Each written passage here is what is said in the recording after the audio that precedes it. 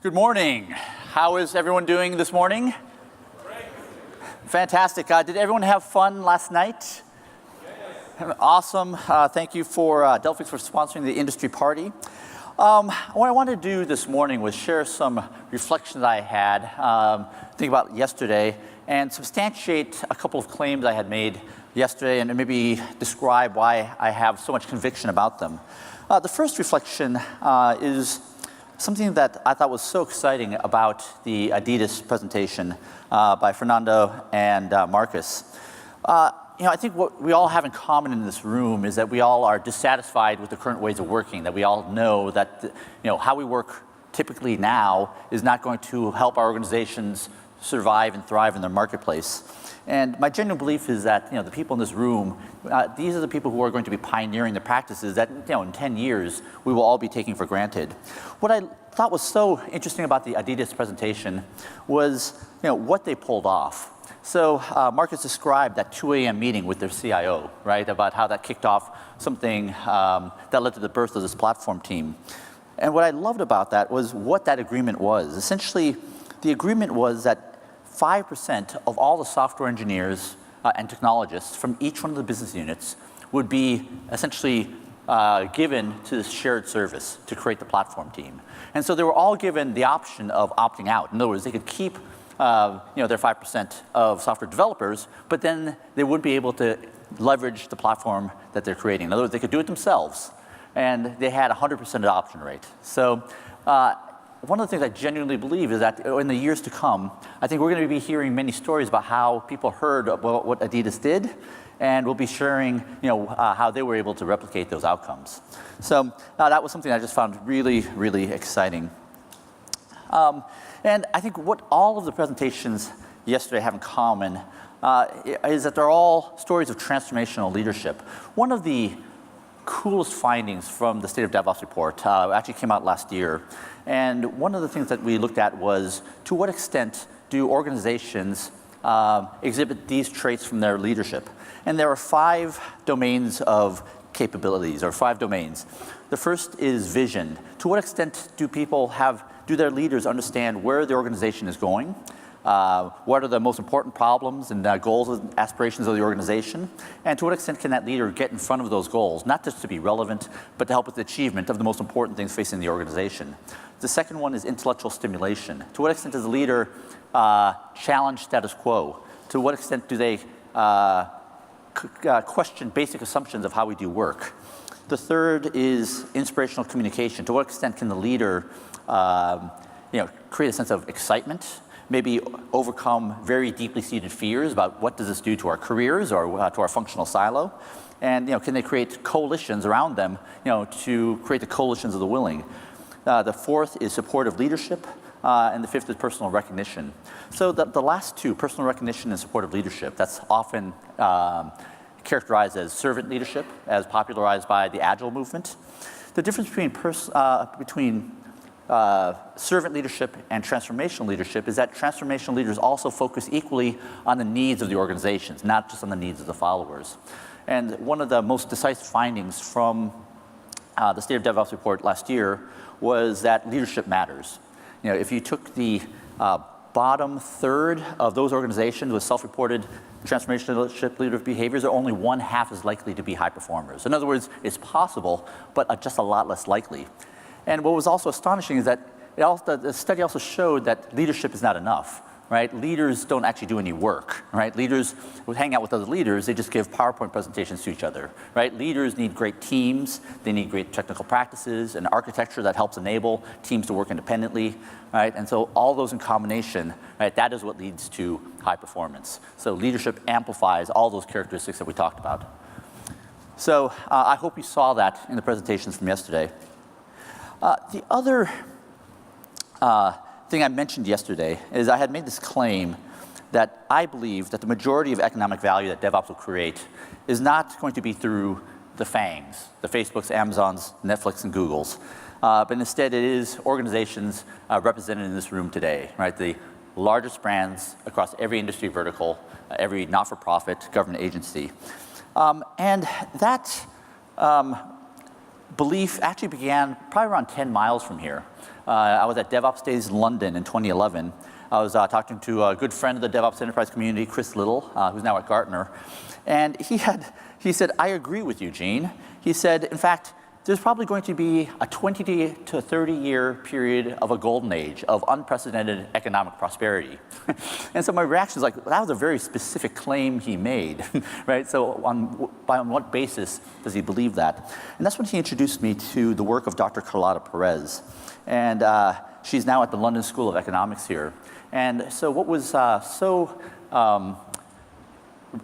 appreciated by her work was certain observations that she made. She said, she noticed that there's these economic cycles that we go through, that there's been 5 major surges in development, including the Industrial Revolution. And essentially her claim was that we are now entering the 5th.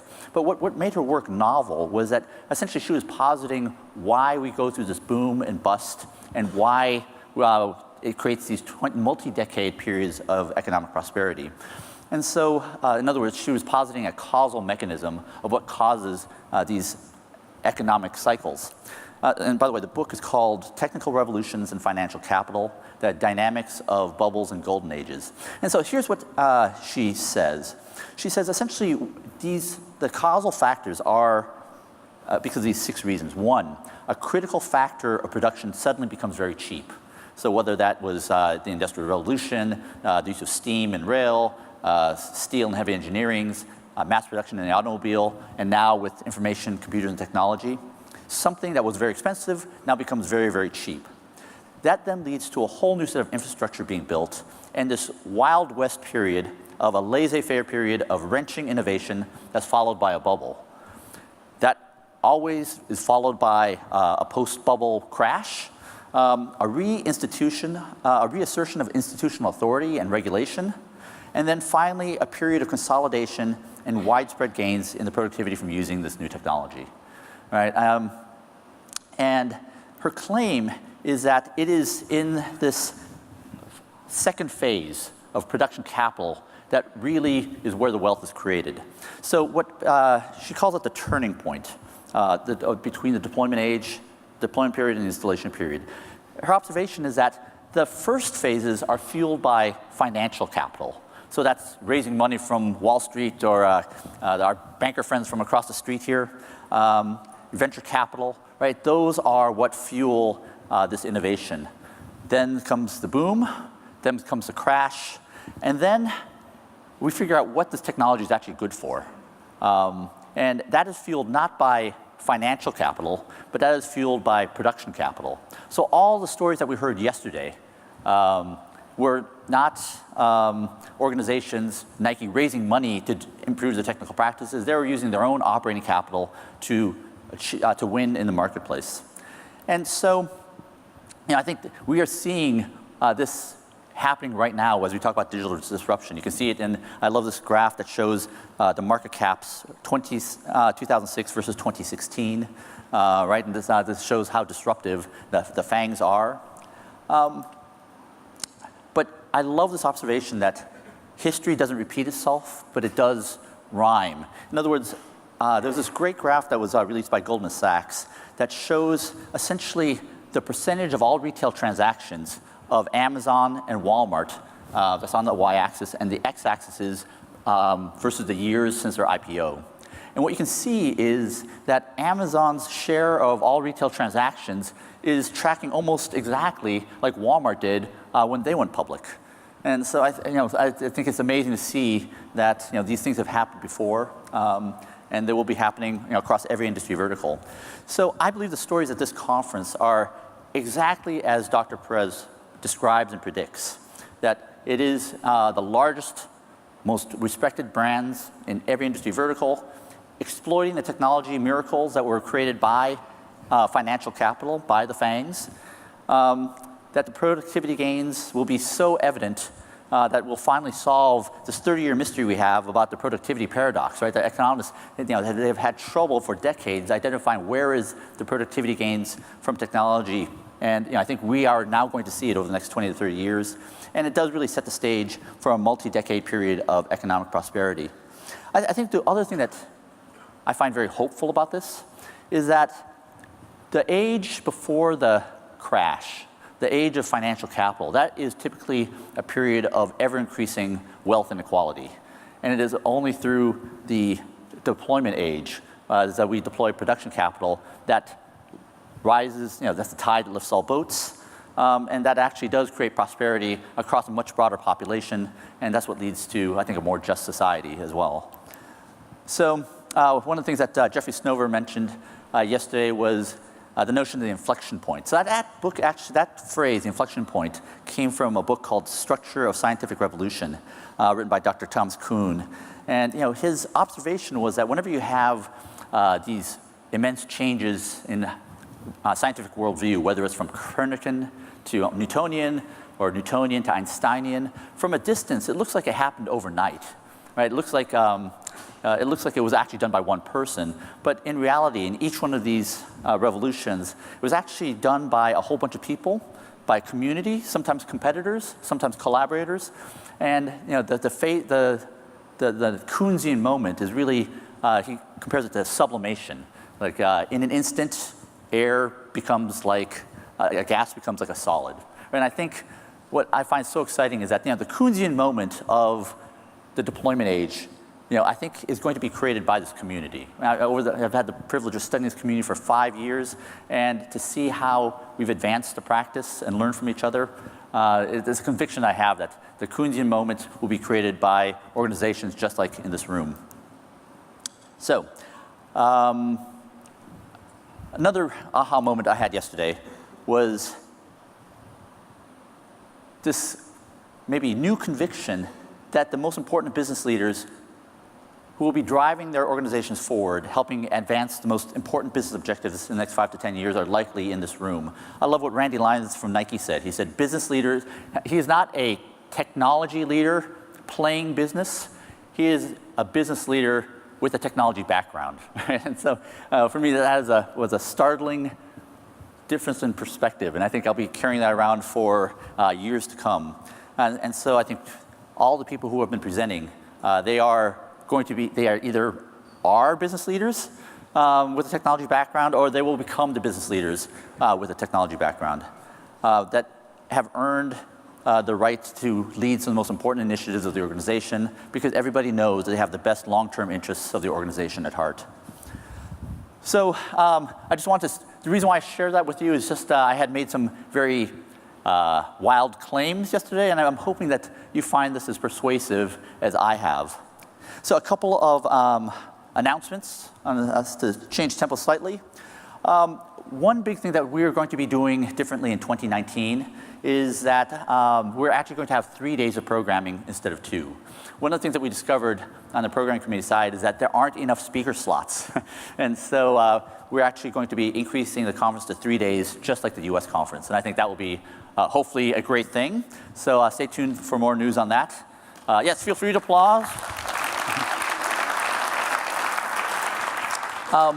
The second thing is I want to announce that we actually did a special print run of these USB drives with an abridged version of the Beyond the Phoenix project. I have to tell you, this is probably one of the most intellectually satisfying achievements of my professional career. This is something I did with John Willis. We recorded 8 hours of audio based on hundreds of hours of research. And so everyone, if you go to the IT Rev booth, and we'll post exact details in the Slack channel, you can get a USB drive with the, I think many of them are actually signed. So I'm delighted that they actually made it here. First, we actually made them just for this event. Last announcement. Dr. Richard Cook mentioned yesterday that he will be hosting a session yesterday. So here are the details. At 15:15, that's 3:15 today, breakout room D. If you want to hang out with Richard Cook and either learn more or hear the questions that he has for you, I highly encourage you to go to this. One of the things that we got to do in the Beyond the Phoenix project is spend time with Richard Cook, and I hope that you find your experience collaborating with him as rewarding as it has been for me. So this is the details for Richard Cook's session, and he actually posted this slide in the Slack channel, in the general channel. So with that, Jeff Gallimore.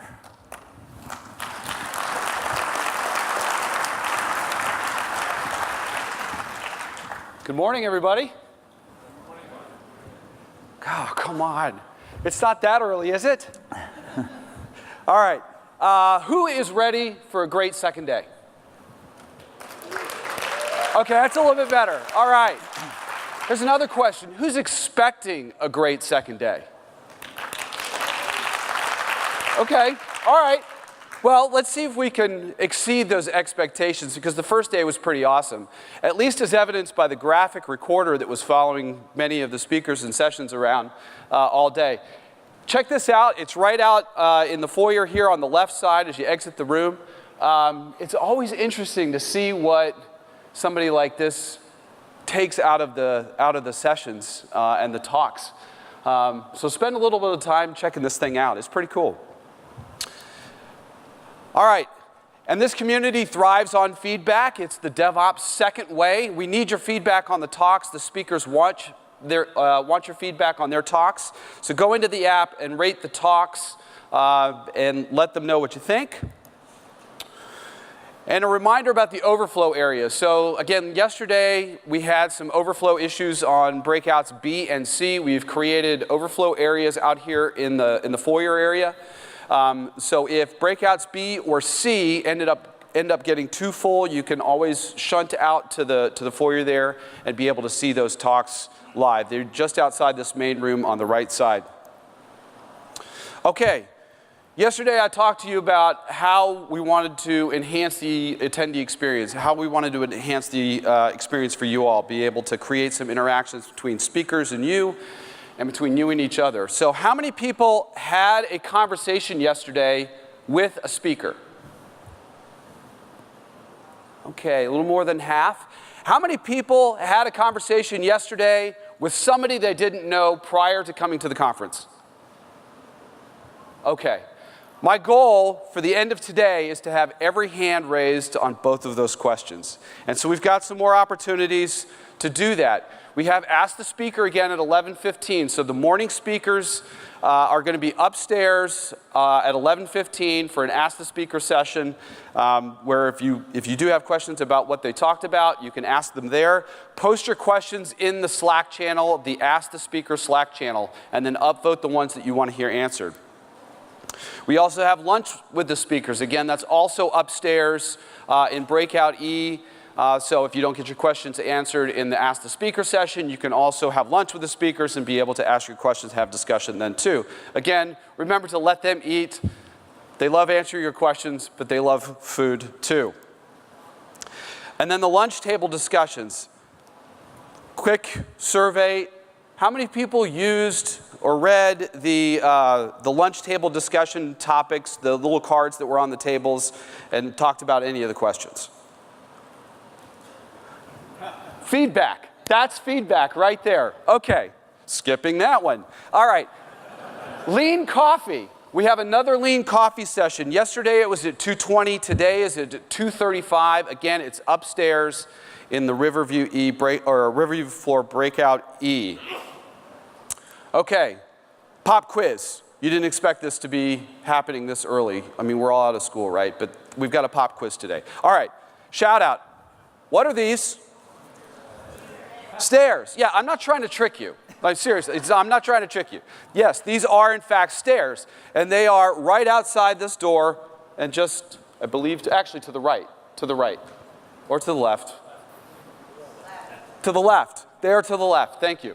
Okay. How about this one? I'm not trying to trick you. What is this? It's a lift or an elevator if you're from where I'm from. Okay, great. Where's that? It's upstairs. Yes. No, seriously, I'm not trying to trick you all. It's upstairs, Riverview floor, right over here. So if you got the answers to those questions, what do you win? You actually get some amazing insights and learning when you attend Ask the Speaker, lunch with speakers, and lean coffee, because that's where all these things are. Take advantage of these opportunities to interact with the speakers and with your other attendees. They're great, awesome opportunities to learn new things and get some more insights. All right, we also have Slack. We saw some traffic yesterday. We have the Ask the Speaker channel where you can post your questions for the Ask the Speaker session, lean coffee. Sponsor channel, if you want to interact with the sponsors in addition to seeing them in the expo hall over here.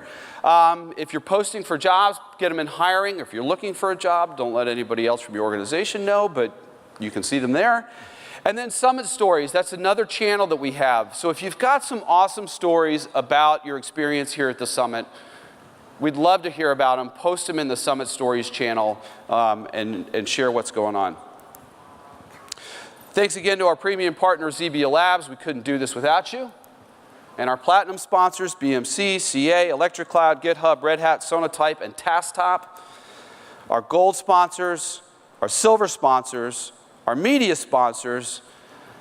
You make this community roll. We have our expo hall hours again open today from now until 4 o'clock, so a little bit shorter time today than yesterday.